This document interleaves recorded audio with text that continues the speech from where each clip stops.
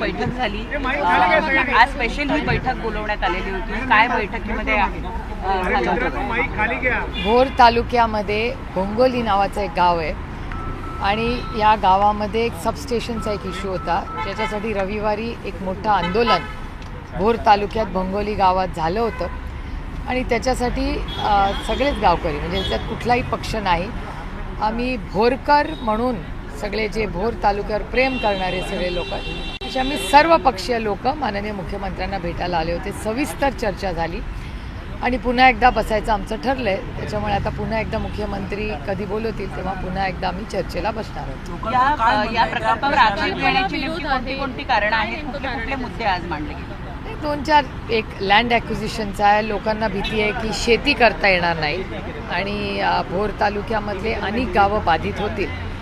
त्याच्यावर पूर्णपणे अभ्यास करून कलेक्टरांनाही आदेश दिलेले आहेत माननीय मुख्यमंत्र्यांनी की या सगळ्याचा एक रिपोर्ट त्यांनी तयार करावा. आमची अपेक्षा आहे पुढच्या काही दिवसामध्ये लवकरात लवकर निर्णय माननीय मुख्यमंत्र्यांनी घ्यावा. आम्हाला एक महत्त्वाची या निमित्तानं गोष्ट आढळली आहे की सत्ताधारी पक्षातलेच आमदार सत्ताधारी पक्षाच्या विरोधात आंदोलन करत होते. नेमकं काय त्यांच्या हाती लागलेलं आहे आणि सरकारनं आश्वासन काय दिलेलं आहे? ह्याचं प्रश्नाचं उत्तर तुम्हाला त्यांनाच विचारायला लागेल, कारण का संग्रामदादा थोपटे आज भारतीय जनता पक्षात आहेत. स्थानिक आमदार हे राष्ट्रवादी काँग्रेस पक्ष अजित पवार गटाचे आहेत. तिथे स्थानिक जे लोक आंदोलन करणारे आहेत तेही राष्ट्रवादी काँग्रेस अजित पवार गटाचे आहेत. आणि त्याच्यानंतर आम्ही तर विरोधात आम्ही विरोधक आहोतच. त्याच्यामुळे हा एक जरा गमतीशीर प्रश्न आहे. पण एका गोष्टीचा मला आनंद आहे की संग्रामदादा असतील किंवा अजित पवार गटाचे लोक असतील, हे सगळे यावेळेस आमच्याबरोबर उभे राहिले आहेत. ह्याच्याबद्दल मी त्यांचे जाहीर आभार मानते. आणि सर्वसामान्य मायबाप जनता जी कष्ट करणारी आहे त्याच्या बाजूनी सरकारच्या विरोधात आज भारतीय जनता पार्टी आणि अजित पवार गट हे उभे राहिलेत.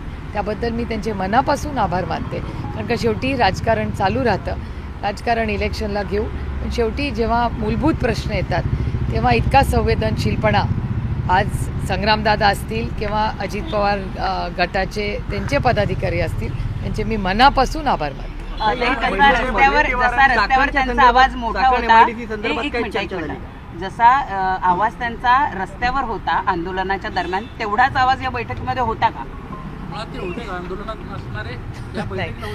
नाही, त्याचा प्रश्नाचं उत्तर तुम्हाला अजित पवार गटाच्या आमदारांना विचारावं लागेल. कारण का आंदोलनात ते काही नव्हते, पण त्यांचे काही पदाधिकारी होते. पण आज मीटिंगला ते उपस्थित होते आणि एक सविस्तर चर्चा झाली त्या सगळ्यांची. त्याच्यामुळे बघूया आता माननीय मुख्यमंत्री काय रिपोर्ट देतात. विजय वडेट्टीवारांनी स्टेटमेंट केलं आहे, त्याबद्दल काय सांगा? ते म्हणतात की तुमच्याकडे ओबीसी प्रमाणपत्र आले, अर्थात त्यांनी त्यानंतर कुठेतरी सारवासारव सुद्धा केली. त्या स्टेटमेंटबद्दल काय सांगा? अनावधानाने तुमचं नाव घेतलं गेलं असं ते म्हणतात. आता मला असं वाटतं त्यांनी त्याचं क्लॅरिफिकेशन दिलं असेल तर आपण त्या विषयावर पडदा टाकूया. या राज्यासमोर महागाई, बेरोजगारी, भ्रष्टाचाराचे आरोप, खड्डे असे खूप महत्त्वाचे विषय आहेत. आणि माझी अतिशय विनम्र विनंती आहे की हे खूप सेन्सिटिव्ह इश्यूज असतात, त्यामुळे कोणीही अशा बाबतीत थोडं संवेदनशीलपणे बोलावं आणि अशा घटना परत होणार नाही अशी खबरदारी सगळ्यांनीच घ्यावी. 3 आठवड्यांपूर्वी पवारांची जी सून आहे त्यांनी गुंगी गुडिया म्हटलं होतं काँग्रेसने, आणि आज पवारांच्या लेकीच्या सर्टिफिकेटचा मुद्दा ते काढतायत. जाणीवपूर्वक महिला ज्या आहेत त्यांना टार्गेट काँग्रेस करताय, हे दुर्दैवी वाटतं का तुम्हाला? माझ्यावर जी टीका झाली ती का मी महिला म्हणून वगैरे काही बघत नाही माझ्याबद्दल, कारण का मी एक लोकप्रतिनिधी आहे आणि त्याला काही जेंडर नसतो. आम्ही पुरुष आणि महिला सगळ्यांची सेवा करण्यासाठी मला मतदान झालेलं आहे आणि जेवढ्या महिलांनी मतदान केलं आहे तेवढ्या पुरुषांनीही मला मतदान केलं आहे. आणि एक लोकप्रतिनिधीला माझ्या बाबतीत तरी, मी हे फक्त माझ्या बाबतीत बोलते, प्लीज आय रिपीट, मी हे फक्त माझ्या बाबतीत बोलते की मी स्वतःला एक महिला खासदार म्हणून बघत नाही, मी स्वतःला एक खासदार म्हणून बघते.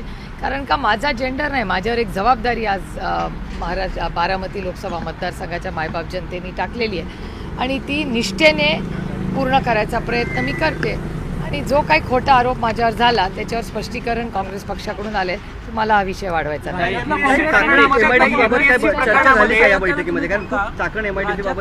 नाही, हा फक्त भोर तालुक्याच्या भोंगोली गावाच्या सीमितच आजची चर्चा होती. MPSCच्या पेपर काल फुटी प्रकरणात चाकणवर काल चर्चा झाली. काही MPSC पेपर फुटी प्रकरणामध्ये एक minute, one at a time राज्यातलं यार. काँग्रेस सातत्यानं तुमच्यावर टीका करताय, काय नेमकं त्यांचं चुकतंय आणि तुम्ही त्यांच्याशी बोलणार आहे का?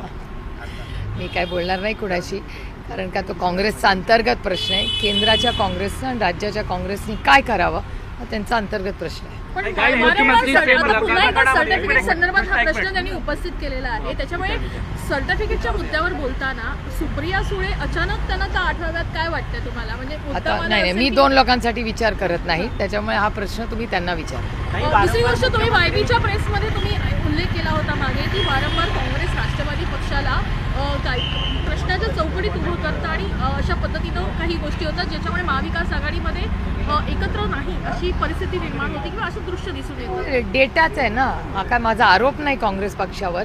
महाराष्ट्राच्या काँग्रेसचा डेटाच ते सांगतोय. तुमच्या प्रश्नातच माझं उत्तर आहे, त्याच्यामुळे मला वेगळं काय सांगायची मला गरज वाटत नाही. नाही, मला एकटीला नाही, काल सगळ्या खासदारांना बोलवलं होतं आणि आज त्यांच्याच पक्षाच्या नेत्यांनी आंदोलन केलं होतं. त्याचा फॉलोअपची मीटिंग होती.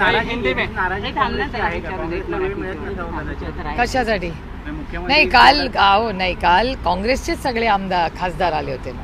मेजॉरिटी काल काँग्रेसच्याच खासदारांची होती. आम्ही सगळेच काल महाविकास आघाडी म्हणून आलो होतो. MPSC प्रकार मतदार गोंजारी यांच्यावर गुन्हा दाखल झालेला आहे.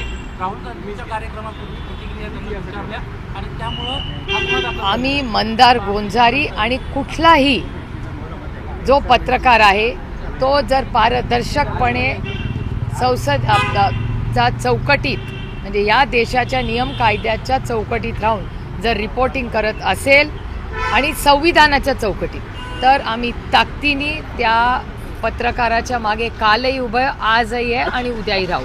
आम्ही सत्तेत असू दे किंवा विरोधात असू दे, पत्रकारांनी त्यांचं काम हे केलंच पाहिजे. अरे कधीतरी हे नातंच आमचं तसं असतं. त्यांनी कधी आमच्यावर प्रेम करायचं, कधी आमच्यावर टीका करायची. हा अधिकार तुम्हाला संविधानाने दिलेला आहे. त्याच्यामुळे दिल खोल के तुम्ही टीका करा आमच्यावर, आमचं काही म्हणणं नाही, पण ही केलीच पाहिजे म्हणजे आमच्यावरही जरा चेक राहतो. त्यामुळे कुठल्याही पत्रकारावर जर अशा चुकीच्या केसेस असतील तर आम्ही ताकदीने त्या पत्रकाराबरोबर उभं राहू आणि हा देश कुणाच्या मनमर्जीने चालणार नाही. तो फक्त आणि फक्त भारतरत्न डॉक्टर बाबासाहेब आंबेडकरांच्या संविधानानेच चालणार. त्याच्यामुळे मंदार गोंजारींच्या मागे वैयक्तिक सुप्रिया सुळे आणि राष्ट्रवादी काँग्रेस पक्ष शरदचंद्र पवार हा ताकदीने उभा राहील. MPSCच्या पेपर फुटी प्रकरणामध्ये सुनील गाडवे नामक व्यक्तीचे फोटो मुख्यमंत्र्यांसोबत समोर आले, त्यानंतर भाजपवर आरोप करण्यात आले. आज भाजपनं सुनील गाडवे यांचेच फोटो शरद पवार आणि रोहित पवारांसोबतचे जे होते ते व्हायरल केले.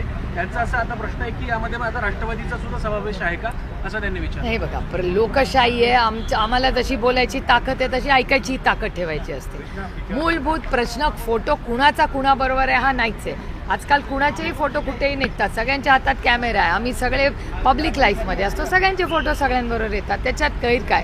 पण मला प्रश्न मूलभूत आहे की आज सत्तेमध्ये कोण आहे ह्याला महत्त्व आहे आणि कुणाच्या काळामध्ये हे सगळे पेपर फुटी वारंवार होते हा प्रश्न महत्त्वाचा आहे. त्याच्यामुळे नुसते फोटो दाखवून प्रश्न सुटत नाही हो.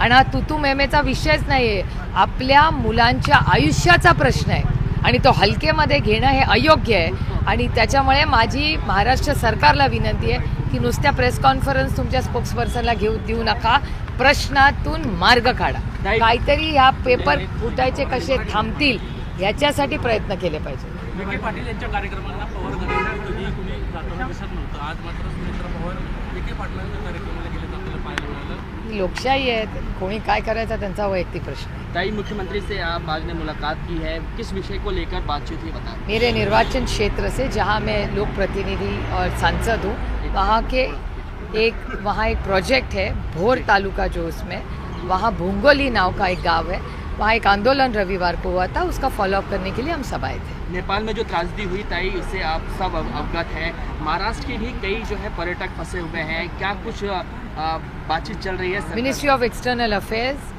से हम लगातार बात कर रहे हैं, महाराष्ट्र सरकार भी बात कर रही है। मेरे ख्याल से इस मामले में ज़्यादा से ज़्यादा जो भी कोई भारतीय वहाँ फंसे हैं, हमारे सबके लोग हैं वो भारतीय ही, और उनकी सुरक्षितता ये हमारी जिम्मेदारी है और हम सब ने मिलकर प्रयत्न करना चाहिए कि वो जल्द से जल्द आए। पेपर लीक को लेकर केंद्रीय स्तर पर एक कानून बनता है, उसके तुरंत बाद ही महाराष्ट्र में MPSC ड्रग इंस्पेक्टर का पेपर लीक होता है। आरोप ये किया जा रहा है कि जिस तरीके से कार्रवाई की जानी चाहिए उस तरीके से पुलिस कार्रवाई करते हुए नहीं दिखाई दे रही है। मेरे ख्याल से ये बच्चों के करियर का सवाल है और कोई जो केंद्र की सरकार है या महाराष्ट्र की सरकार है ये बहुत हल्के से ये इशू ले रही है। मेरे ख्याल से अगर इसमें कोई निर्णय ठोस ना हो और ये रुक नहीं पाए तो हम सबको रास्ते पे उतर के आंदोलन करना एक पड़ेगा। सवाल ये है समय रैना को लेकर कि महाराष्ट्र पुलिस समन भेजती है और सम्मान करती है, समन से सम्मान तक का ये जो सफ़र है समय रैना का, आपको किस तरीके से देखती हैं? जो पुलिस समन भेजती है और वही उसी राज्य के मुख्यमंत्री सम्मान करते हैं। महाराष्ट्र की पुलिस एक बहुत अच्छी और उम्दा पुलिस है, लेकिन उसके पीछे की जो अदृश्य शक्ति है, ये जो इश्यू है वो पुलिस का नहीं है, वो उसके पीछे वाली अदृश्य शक्ती का है।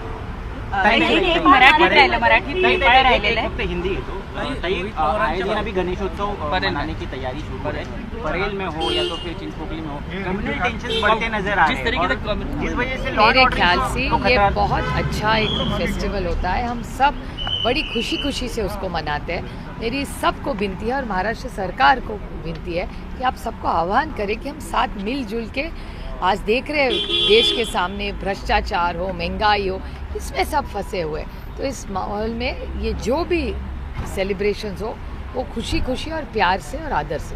ताई, नेपाळमध्ये जो पूर आलेला त्याच्यामध्ये अनेक भारतीय पर्यटक, महाराष्ट्रातले पण अनेक पर्यटक जे ते अडकलेले आहेत, त्यांचा काही पत्ता लागत नाही, काही अडकल्या, काहींचा पत्ता लागत नाही आहे। या संदर्भात शासनानं काय करणं अपेक्षित नाही, मला असं वाटतं हा खूप गंभीर विषय, आम्ही सगळेच मिनिस्ट्री ऑफ एक्सटर्नल अफेअर्सच्या कॉन्टॅक्टमध्ये आहोत। जी काय नावं माहिती आमच्याकडे सगळ्यांकडे येते ती आम्ही सगळेच वारंवार त्यांना पाठवतो आहे। आपला सगळ्यांचाच प्रयत्न, हा काही राजकीय विषय नाही, पण आपण सगळ्यांनीच मिळून जास्तीत जास्त लोक परत कसे सुरक्षित आणि लवकर आणता येतील ह्याच्यासाठी सगळ्यांनी प्रयत्न केले पाहिजे। दादांची मागच्या काही दिवसांपासून सातत्यानं काँग्रेससोबतची जवळीकता जी आहे ती वाढताना दिसते। एकीकडे काँग्रेस पक्षाच्या राष्ट्रीय कार्याध्यक्ष यांच्यावर टीका करते, तर दुसरीकडे एक महत्त्वाचे आमदार हे काँग्रेससोबत सातत्यानं निंदन करताना आपल्याला दिसतात। पण काँग्रेसचे संबंधच, काँग्रेस पक्षाला पार्लमेंटमध्ये गेल्या 12 वर्षात सगळ्यात जास्त मी डिफेंड केलं आहे, मग माझी जवळीक तुम्हाला का नाही दिसत? तुम्हाला सिलेक्टिव्ह ॲम्निशिया व्हायला लागला भारतीय जनता पक्षाचा। ताई, मुंबईमध्ये गणेशोत्सव आनंदानं साजरा केला जातो, मात्र काल रात्री आपण बघतो की धार्मिक तेढ जी आहे ती निर्माण झालेली बघायला मिळाली, काय कुणास सांगाल? माझी हात जोडून सगळ्यांनाच विनंती आहे की हा एक महत्त्वाचा, प्रत्येक सण हा प्रत्येकासाठी महत्त्वाचा असतो, त्याचा मान सन्मान आपण केला पाहिजे। आणि आपण सगळ्यांनी ज्या टिळकांनी हा कशासाठी आणला, आपल्या ऐक्यासाठी आणला, त्याच्यामुळे लोकमान्य टिळकांचा मान सन्मान करून प्रेमाने आदराने आपण लोकमान्यांसाठी त्यांनी दिलेल्या संस्कारात हा साजरा करावा, एवढीच विनम्र विनंती ताई, करते। एफडीए की कार्रवाई की गाज अब त्योहारों पर भी पड़ने वाली है। गणपति मंडलों को सर्टिफिकेट देना होगा कि किस प्रकार का प्रसाद वो बनाने वाले हैं। आपने इसका स्वागत करना चाहिए। हाइजीन तो सबसे अच्छी, अपने बच्चों के लिए अच्छी है, अपने सब हमारे घर के सीनियर सिटीजन सब जाते हैं, इनमें बच्चे जाते हैं, तो अच्छा है ना, सबके लिए अच्छा हो रहा है। सबकी जब पब्लिक किचन साफ हो रहे हैं तो हम सब ने उसका स्वागत करना चाहिए।